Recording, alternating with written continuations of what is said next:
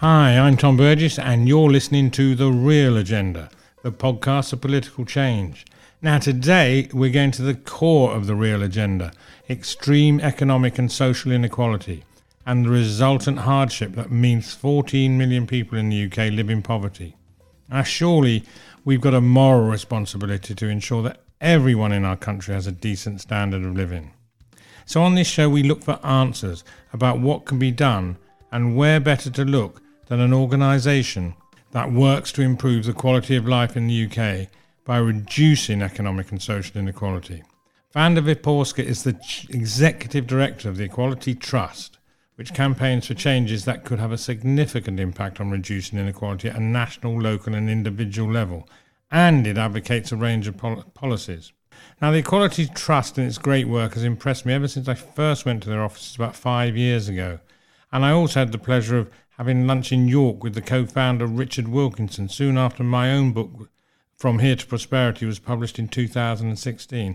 Now, Richard was the author with Kate Pickett of the definitive work and best-selling book, The Spirit Level, which clearly showed that levels of inequality were directly correlated to undesirable outcomes.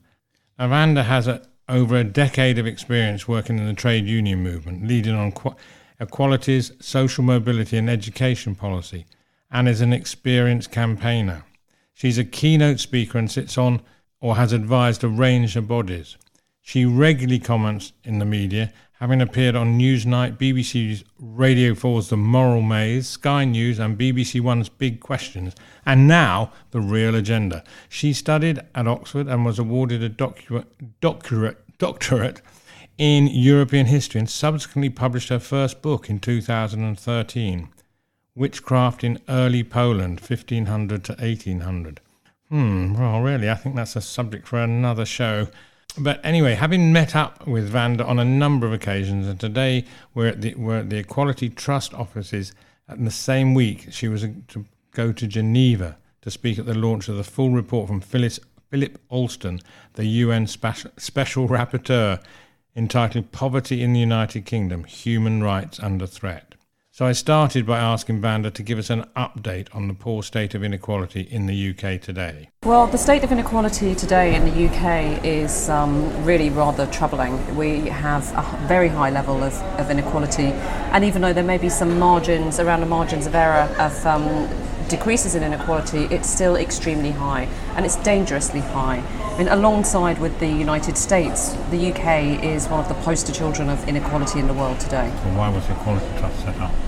The Equality Trust was set up by Professors Kate Pickett and Richard Wilkinson back in 2009, and they set it up at the same time as releasing their best-selling book, their internationally best-selling book, The Spirit Level, because as activist academics, they wanted their research to make a difference.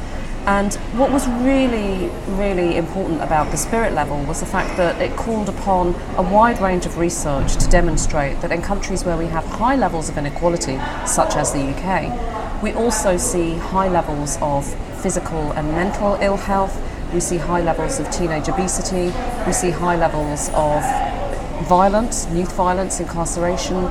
We see low levels of educational attainment, low levels of social mobility, and I think what's really important as well for democracy today is that we see low levels of trust. Tell us how extreme inequality in the UK has become. How would you measure it now as opposed to what it used to be? Is it getting worse?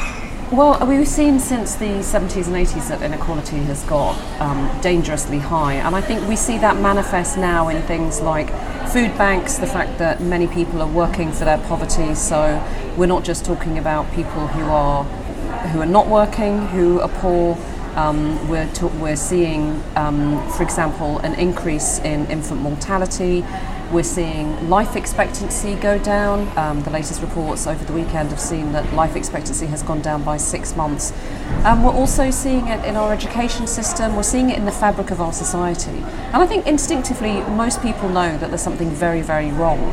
That when we see the rich list, for example, every year, and we see that the richest 1,000 households have as much wealth, we estimate, because it's always difficult to know exactly how much wealth people have, We see that they have as much wealth as the lowest 40% of households. We see that over the last year alone, the richest households have increased their wealth by over 47 billion. And then we know that there's something wrong with that. When we look at wages, they've stagnated over the last 10 years. People know that their wages aren't buying them as much as they did years ago. We have a housing crisis, and it's increasingly a society of have-yots and have-nots. And how did this actually happen? How did we let it happen? Well, this happened obviously because we had an economy that was privileging profit over people, and we have an extreme form of capitalism where, if you think about it, you may go to work and then you come home at the end of the day, and the amount of labour that you've put into the job will go into the company, that will feed company profits, and bear in mind the company may not be paying you enough to live on, so your wages may be topped up by the taxpayer, by benefits. Meanwhile, the profit made off the back of your work that day is going to shareholders and in the form of profit coming out of companies. And this profit is being squirreled away. It's not going into public services. It's, some people would say that these people are able to afford tax avoidance schemes or even tax evasion, and this money is not trickling down. I think one of the biggest myths we've heard over the past couple of decades is that if we become intensely relaxed about people becoming rich, that in turn that money will trickle down, and that's just not happening. It's not trickling down, it's gushing upwards. So it's bad. What can we do about it? It's bad, but the thing about inequality is that this is a result of a series of political choices that were made, whether on fiscal or economic policy. And so the good side of that is that we can change the policies. So part of the work that the Equality Trust does is to work with the All-Party Parliamentary Group on Poverty. We'll be releasing a report on a poverty premium soon. We work with politicians across the parties to, for example, campaign for the socio-economic duty. Now, this is a really sort of small campaign, but it's an example of how a small clause in legislation can make a big difference. So the socio-economic duty is part of the Equality Act 2010, but because the Equality Act was brought in under the coalition government but taken to Parliament by the Labour Party, the Labour government, then certain sections of the Equality Act weren't brought into force formally. They're still on the legislation, but they weren't brought in. And the socio-economic duty says that all public bodies, so local councils, schools, hospitals, etc., have to take into account, have to pay due regard to the effect of their policies on those who are socio-economically disadvantaged.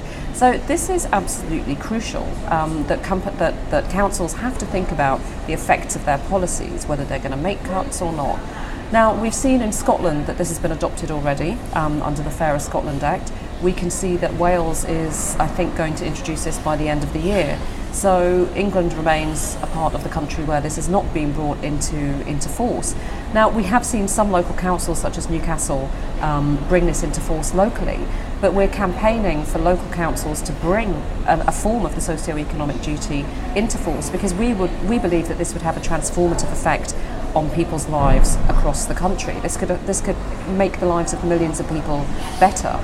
So we also have over 20 local groups across the country, so people can join a local group, and if there isn't a local group in your area, then please contact us and set one up. And we are supporting local activists to campaign on inequality in their area. So one of our campaigns is called the Fairness 15, where we outline 15 things that local councils can do to make their areas fairer. So there's lots of ways to get involved.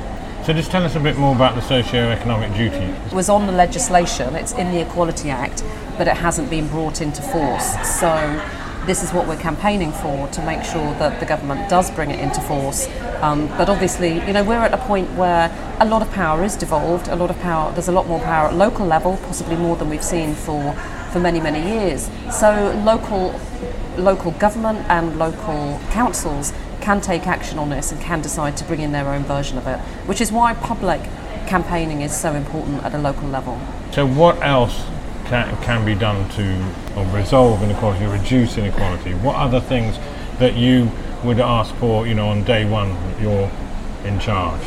Well, I think day one means that you have to actually be aware of inequality. There's a big job to be done to join up the dots on inequality. People are affected by mental ill health, they're affected by life expectancy, they're affected by education, all of these different issues. But I think one of the problems is that people don't join the dots and see that a lot of this stuff is connected to the root base of inequality. So if we tackle inequality, then we tackle a lot of those socially determined issues that I've spoken about. I would be asking a government, any government of any colour, to sit down and really put together an initiative to tackle inequality. Not to look at different departments, not to look at what can be done in different departments, but to look at an overall inequality reduction strategy. Because we know that where we have lower levels of inequality, we also have lower levels of a lot of the society's ills that we've been talking about. So if we work together on tackling inequality, then that could have a transformative effect across society. But I think we also have to look at the economic and the finance aspects of this. When we're thinking about tackling inequality, it does mean we're not just looking at poverty, we're not just trying to make sure that people who are on poor incomes or low incomes or no incomes are better off. This actually means you have to tackle a top. It means you have to look at a wealth tax, you have to look at income tax, you have to have progressive economic policies. And that means that people at the top will feel a difference. And I think that's where sometimes people do get a bit scared of tackling inequality, because understandably most people who are in a privileged position don't want to give up power, and so that's where we really find out what people's commitment to inequality is. I think you're absolutely right, because one of the big audiences is the rich and powerful, and to get them to accept that it's actually a good thing that they're paying more tax, and it's more of a badge of honour rather than just being a smart person trying to avoid tax and actually making a positive contribution. So it certainly is a big audience to win round, because as you say, it's not that they'll be worse off, it's just that they won't have so much, and they won't change their lifestyle, will it? Well, I mean, I think there are several factors here, and we're bringing them together in future campaigns. And one really is we are calling on those 1,000 richest households to declare whether they would support higher taxation. Because one of the key things about inequality is, obviously, it is very bad for people at the bottom end of inequality, but it's also bad for those at the top end. High inequality hurts all of us, and I think that's really the key message to get across, that we all suffer. So the rich suffer and the poor suffer. So we're asking the wealthy if they would consider supporting higher taxation in the way that the patriotic millionaires do in the US, for example, where you get high-profile people, you get Warren Buffett, you get Bill Gates saying, yes, actually, we'd like to pay more tax. And following, our colleagues at IPS, we're going to try and do some more work on that. But I think also what we have to understand, and I think this is really part of the campaign that people will grasp, is that quite simply rich people pollute more.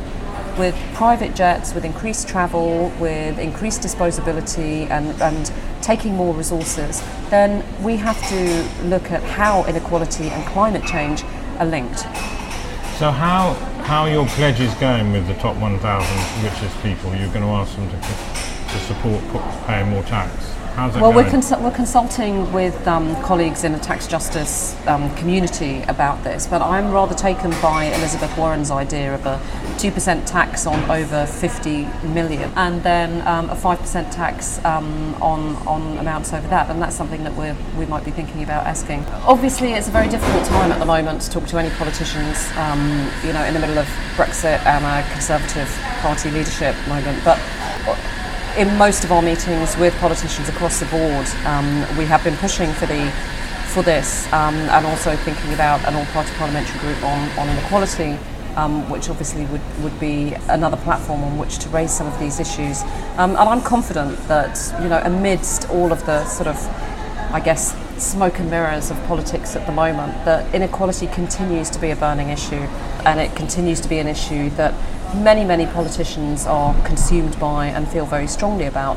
And I think part of our mission is to make sure that we keep up that public pressure on politicians. From the conversations that I've had recently, I'm very confident that we will see further movement on this. And I think on both sides of the divide, in a sense, inequality has become a higher profile issue, and I think it would be very difficult to ignore it. So what can we the people do? Most people, polls show, and it's fairly obvious that most people want to see an improvement in this area. So what can we the people do? You mentioned one or two things, but let's see, people listen to this can say, well, yes, I can do that, help. Well, I think there are several things that people can do as individuals, and at the Equality Trust we have an individual manifesto so that people can look at different actions they can take. I would say really to get active, whatever campaign you're involved with, to raise the issue of inequality, to think about the area of inequality that's most important to you, and to try and talk to more and more people about joining up these dots of inequality. It's almost, a bit like Clinton saying it's the economy, stupid, it's inequality, isn't it?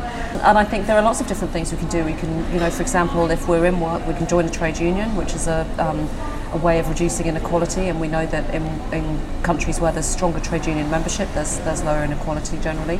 We can raise the issues with our MPs, we can campaign on a socio-economic duty locally, and there's even things like campaign for a 20-mile-an-hour limit in your local area, because we know that the majority of children that are killed in accidents in local areas by drivers going at more than 20 miles an hour tend to be poorer children. So there's a variety of things that people can do, and a variety of ways in which to get involved. And you've got a young equality groups. We've been working with young equality campaigners from across 4 different youth groups in London, and we're hoping to expand that programme. And we were really proud of the fact that some of those young people met with the UN Special Rapporteur on extreme poverty and human rights, and he held a meeting with them for 2 hours where they told him what it's like to be poor in London, what it's like to be homeless, what it's like to face racial and disability discrimination. And so what we want to do is make sure that we can explain to people through these groups and through our school resources. And recently we had an equality conference with young people at Bedale School to explain to them that these are structural issues. This is not their fault. Society is really tough for young people at the moment in all sorts of ways, and what we need to do is make sure that we can support them to campaign on the issues that are important to them. And schools can get resources from you, can they? We are working on a set of schools resources which will be available on our website, yeah. So if anybody wants to help out in any way, what should they do? Well, first look at the website, look at the manifestos and see what individual actions you can take. Follow us on social media at Equality Trust, but also get in touch if you want to join a local group or set up a local group, or if you want to get active in your area, or if you have skills that you think that we could benefit from, or you'd like to volunteer for us, that would be great. Okay, Wanda, thank you very much. Thank you. Well, thanks very much for that very clear and concise overview, Wanda. You can find out more about the Equality Trust on equalitytrust.org.uk. What a national embarrassment to be called out by the United Nations for such a poor record on equality and human rights, and a disaster for the 14 million in poverty whose lives have been ruined by proactive policies of government. The Equality Trust has plenty of ideas of how you can help reduce inequality and unnecessary hardship.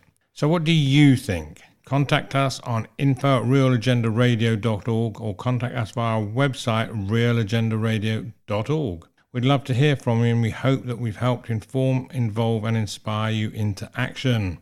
A special thanks to our sponsors, Reverse Media Group, one of the fastest growing search and media companies. One thing is certain, people want to see change to a more compassionate and just society, as well as more courageous politicians prepared to do the right thing for the people over party. It's urgent, and it's up to us to make it happen.